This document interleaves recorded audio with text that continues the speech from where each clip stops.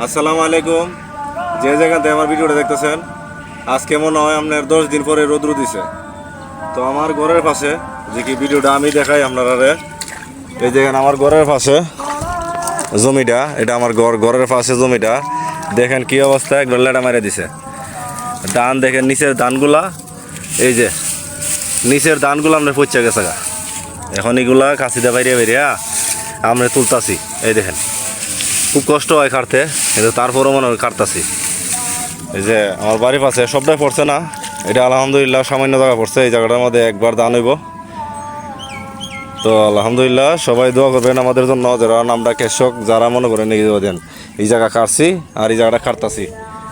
দেখেন এই জায়গাটা এখন মনে করে ফালানো আছে। এই যে ফালানো ধান কাটাটা খুবই কষ্টদায়ক, ধান, তারপরও খাইতে নেওয়া লাগতেছে বাড়ির কাছে।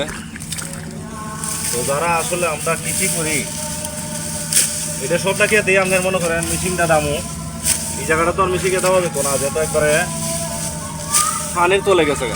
পানির তলে একবারে পানি, দেখেন নিচে, দেখেন না নিচে একবার পানি, এই গোড়া তলে জায়গা যুগাও আছে, যুগা ধরছে না তো দেখাইতাম না আপনারা। তো আশা করি যে যেখান থেকে ভিডিওটা দেখতেছেন অবশ্যই ফলো রাখবেন নতুন নতুন ভিডিও পাইতে। আসসালামু আলাইকুম।